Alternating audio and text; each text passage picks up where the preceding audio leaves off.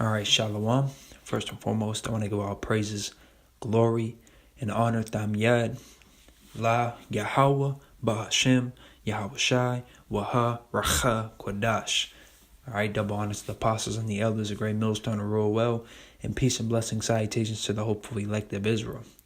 All right, this lesson, I'm going to be going into basically Hellenized Jews, okay, which is where the term Jew nor Greek comes from. All right, because just as you see today, there's Israelites that call themselves Americans that celebrate Easter and Christmas and Halloween and Thanksgiving and New Year's. It's no different. Okay, whenever our people would be living in a specific area, they would not literally every person would conform 100% to the heathen that were around about them, but a lot of our people did conform to the Greeks and became Greeks and denied their real heritage, and then their children even didn't know that they were Israelites, but there were some people that were Israelites that just dwelt in the land of Greece, and kept their own customs, but there were some Israelites that literally abandoned Yahweh and our true heritage and became Greeks. Okay, so this is Galatians 3:28. There is neither Jew nor Greek, there is neither bond nor free, there is neither male nor female, for ye are all one in Hamashiach, Yahweh Shai. All right, Ha being the, Mashiach being anointed. Okay, the anointed Yahweh Shai. Now, Jew nor Greek is because there's Jews being the circumcised and the Greeks being the uncircumcised, but they're both Israelites. They're both Israelites. And specifically from the southern kingdom being Jews, okay? Now, if you look throughout the Bible, there's 18 nations on the planet, and no nation is literally named Gentile. Gentile is a term that is used for the other nations, but Gentile is also a term used for Israelites that were following heathen customs, all right, and became like the heathens, whether they didn't know who they were or whether they knew who they were and just didn't want to be who they were, okay? And that's the same. Our people have been called heathens a few times. Our people have been called strangers, Gentiles. But I've made previous videos on that, and definitely for sure many other Achim or Akim have made before. All right, still working on that ch sound, and also just to add though. This is literally, I said it before, but just to clarify, this is, to reestablish it, this is literally today, okay? Our people, wherever they are, whether they be in China or Japan or Russia or Germany or Canada or Brazil, all right? The United States, they adapt to these customs and they conform to them and they think that is them. 18 nations in the Bible, man, all right? And your father's line goes back to one of them. No such thing as mixed, all right? We've made videos on that too. Basic milk scripture we usually bring out is Numbers 1 and 18. All right, there's also one in Chronicles telling you how Moses' sons were named of Levi. And why is that? Because Moses was the son of Levi. He was the son of Amram, which was the son of Kohath, which was the son of Levi, if I'm not mistaken. All right, so now from here we're going to go to Jeremiah chapter 10, verse 2. Thus saith Yahweh, Jeremiah 10 and 2. Thus saith Yahweh, learn not the way of the heathen. So right away Yahweh is telling us, learn not the way of the heathen. Okay, so don't worship their gods. First and foremost, don't worship their gods, because that is completely off. All right, that's a sin. Don't become like to them. Because we have our own customs. We have our own heritage, man. Yahweh is our God. He chose us. We have, his son, Yahweh Shai, who is our Messiah. All right, reading on. And be not dismayed at the signs of heaven, for the heathen are dismayed at them. All right, now I'm going to be done there. And I'm going to go into the Apocrypha. And I'm going to bring out 1 Maccabees. And I'm going to start at verse 1.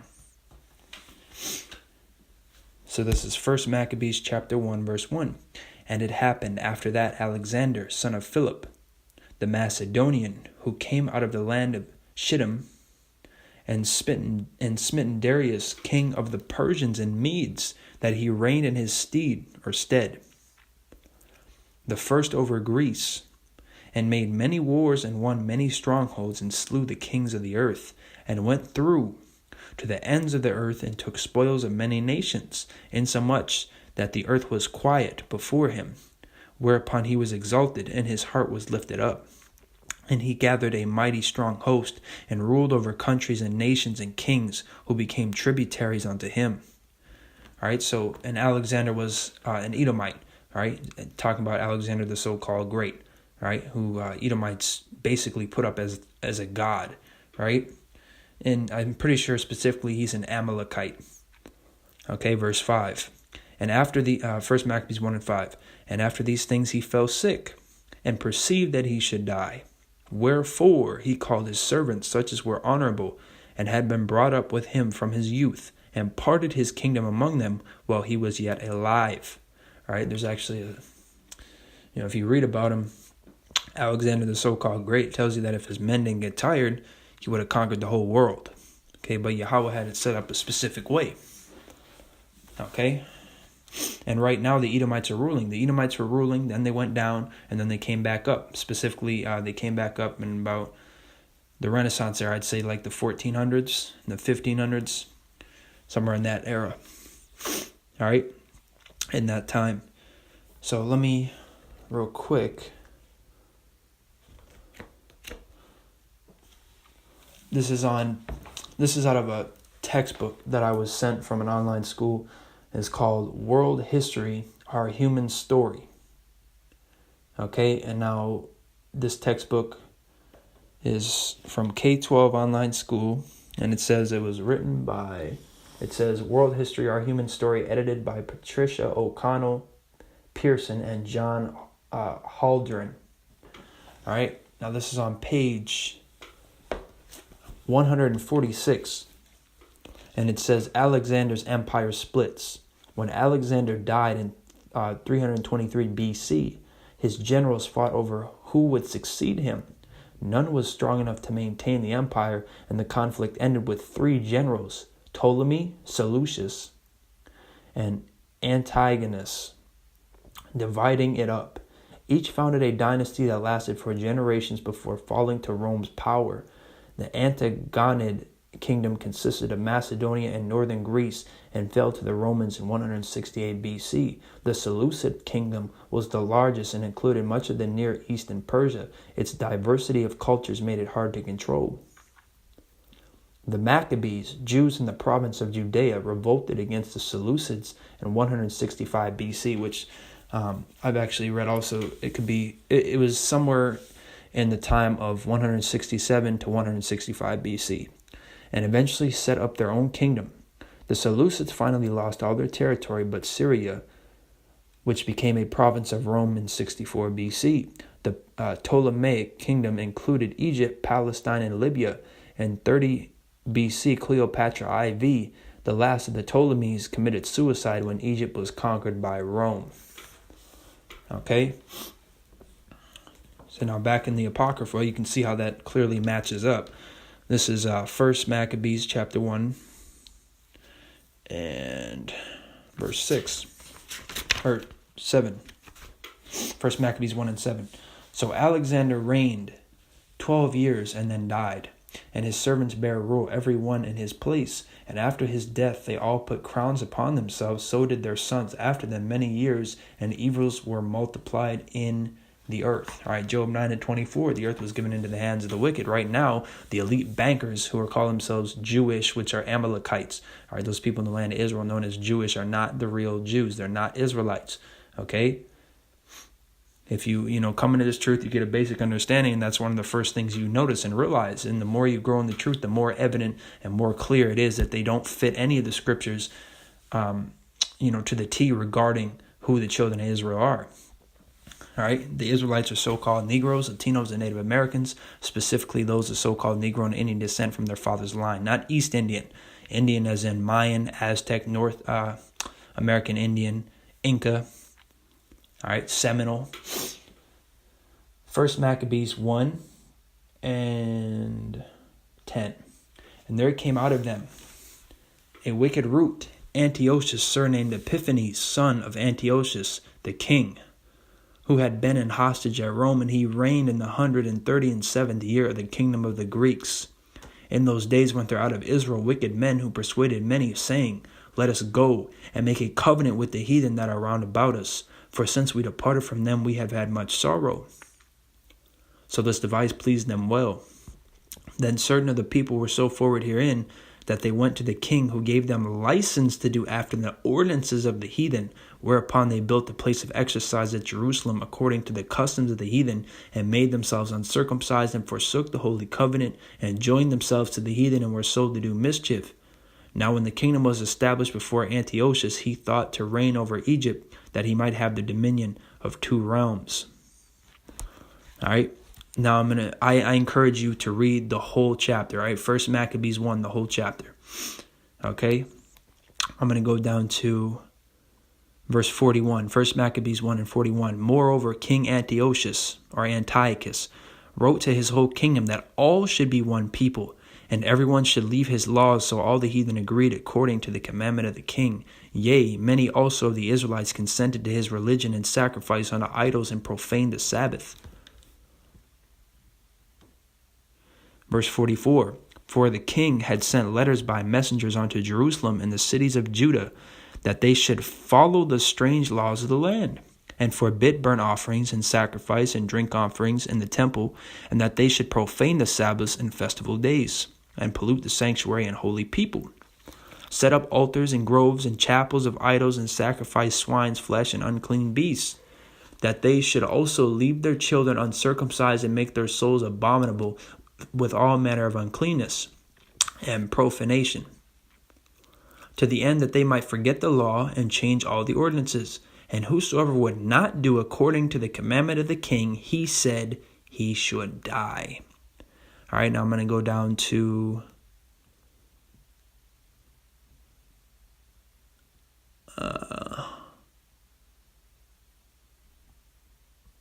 I'll just keep reading from there.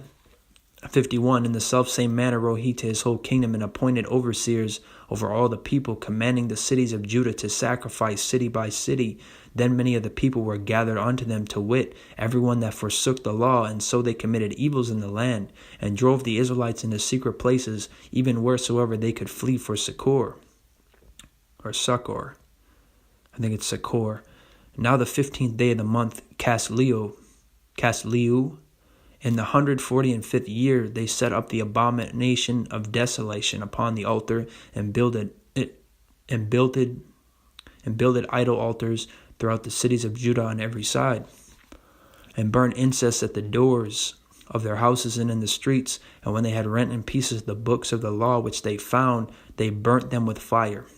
And wheresoever was found with any the book of the testament, or if any consented to the law, the king's commandment was that they should put him to death. So they were putting people to death that weren't conforming to King Antiochus, basically his saying, his declaration.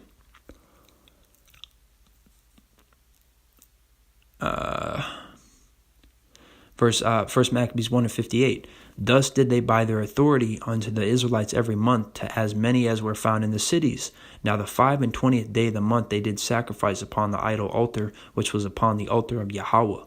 At which time, according to the commandment, they put to death certain women that had caused their children to be circumcised, and they hanged the infants about their necks, and rifled their houses, and slew them that had circumcised them. Howbeit many in Israel were fully resolved and confirmed in themselves not to eat any unclean thing, wherefore they chose rather to die, that they might not be defiled with meats, and that they might not profane the holy covenant. So then they died, and there was very great wrath upon Israel. All right? Now these people that conformed, whether they did it willfully, or whether they basically folded under pressure and gave in because he didn't want to die.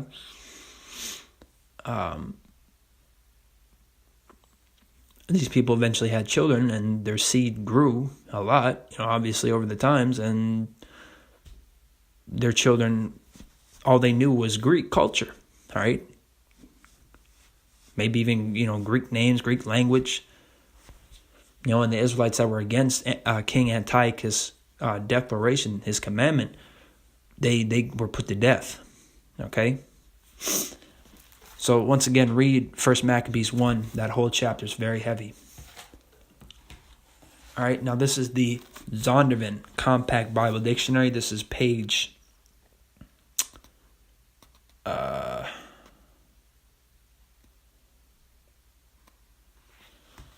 This is page 223.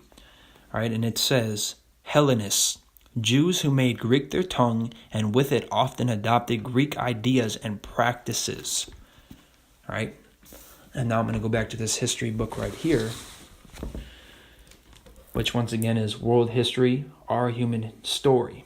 Okay, World History, Our Human Story. This is page 181, right? And it says, Hellenism in Judea. The Jewish people of Judea inherited the traditions of their Hebrew forefathers. Their neighbors in the region believed in many gods, but the Jews placed their faith in only one God, which was Yahweh. They followed the laws and teachings of the Torah, the first 5 books of the Hebrew Bible, and according to the Torah, the worship of any other gods was strictly forbidden. Judea had been conquered several times before coming under Roman control. Before Roman rule, Judea had been part of the empire of Alexander the Great. With Alexander's conquest came a steady flow of Greek people, ideas, and art into Judea. Some Jews admired the art and philosophy of the Greeks. They liked the comforts of Greek life. They decided they could enjoy these benefits without giving up Judaism.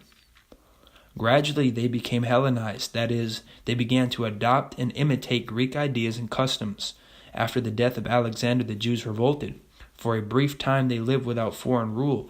During this time, 2 parties grew powerful in Judea. Page 182, continuing on. One party wanted to rid the region of Hellenistic ways. The other wanted to keep them. Civil war broke out and the Hellenized Jews asked Rome for help. The Romans lost no time in coming to the aid of the Hellenized Jews, but when the civil war was over, Rome ruled Judea. Now it says right here, Judaism in the empire. Judea came under Roman rule in 63 BC. The Jewish community remained divided. On one side, wealthy and influential Jews admired Greco-Roman culture. They benefited from trade with the wide Roman world, and many adopted Rome's fashions, if not its religion. So also with Rome, man, wherever our people are scattered today, they adopt those customs, which is why, through the Spirit and power of Yahweh Yahushai, we're bringing the elect out of it. Right? We're being used as vessels to bring, the elect out of that madness. On the other side were Jews who strictly interpreted the Torah and rejected any kind of compromise. To them, the adoption of a foreign culture meant losing their identity as God's chosen people. One small group of Jews was especially opposed to Hellenism and Roman rule. This group, called the Zealots, regarded rule by foreigners as an offense to Yahweh, which it says God, but we know his name is Yahweh, right? Yeah, the name of the Father is Yahweh, and the name of his Son is Yahushai. All right? The Zealots reminded the Jews of a message from their prophets of old. The prophets had predicted the coming of the Messiah, which is Yahushai, a mighty king who would liberate the Jews and drive any foreign rulers from the promised land. The Zealots urged the immediate and forceful overthrow of Roman rule. In AD 6, so 6 AD, they started a rebellion against Rome, which was quickly crushed. To punish the rebels, the Romans enforced a cruel but common practice of the time. They crucified many hundreds of zealots, nailing them to wooden crosses and leaving them to hang until dead. The zealots did not give up. They rebelled again in 66 AD after a Roman official stole gold from the Jewish temple in Jerusalem.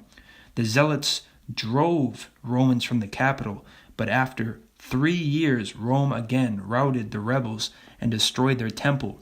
A final zealot uprising occurred in AD 132 or 132 AD, after which the Romans banned all surviving Jews from Jerusalem.